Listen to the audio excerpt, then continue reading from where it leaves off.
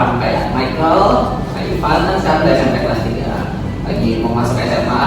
Terus kemarin kan pas kita konser juga mau milih pertanding ya, mau milih jurusan apa gitu, pas banget. Terus ada Steve juga sama Jutet yang mungkin sekarang masih belum kerasa ya, mau milih IPA, IPS, kayak lebih cocok jadi gamers aja gitu.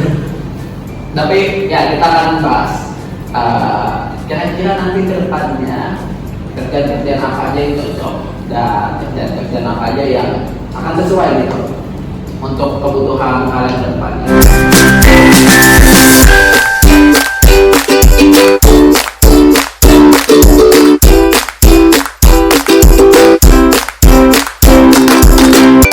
Di dalam teori minat itu terbagi menjadi 6 kategori. Nah, dari 6 kategori ini sebetulnya setiap manusia itu nggak akan dia hidup dengan cuma satu minat aja. Jadi biasanya itu akan lebih dari satu. Biasanya itu 3. Dari 6 biasanya tidak 3. Nah, dari 6 minat tersebut kan, tadi ada yang dapat depannya R kan? Jadi minat yang pertama itu ada R depannya. R itu realistik. Nah, mungkin teman-teman nanti bisa merefleksikan ya, kira-kira sesuai dari sama diri kita. Jadi realistik itu adalah orang-orang yang suka bekerja dengan benda. Ya. Misalnya kayak koki, kemudian misalnya kayak montir, seperti itu. Tapi bukan berarti kalau misalnya teman-teman tadi punya realistik di minatnya gitu, pasti akan jadi montir atau jadi sepak bola enggak ya? Cuma itu nanti akan ketika udah kelihatan 3 nanti digabungkan baru nanti kelihatan 12. Nah, yang kedua itu adalah I. I itu adalah investigatif. Investigatif ini sesuai namanya, mungkin yang kebayang ini ketika dengan kata investigatif detektif gitu. Jadi sebetulnya orang-orang dengan tipe minat investigatif itu dia punya rasa ingin tahu yang tinggi. Nah, biasanya itu kayak orang-orang yang tadi si peneliti gitu kan. Oke, tadi kalau nggak salah aku dengar ada yang itemnya itu pengen suka nemuin obat gitu. Nah, itu sebetulnya salah satu orang-orang yang dia punya karakter atau tipe minat investigatif. Jadi dia banyak penasaran akan berbagai hal dan dia belajar dan dia coba untuk mencari tahu. Ada artistik. Ada yang depan A? Ada yang punya A? Oke, kayak semua punya A ya? Kayak artistik cukup jelas ya?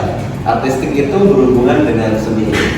Nah, tetapi yang perlu digarisbawahi begini, jadi tipe minat itu artistik nggak berarti teman-teman itu pasti akan selalu bisa main alat musik, pasti jadi pemusik, pasti jadi seniman gitu, itu enggak gitu.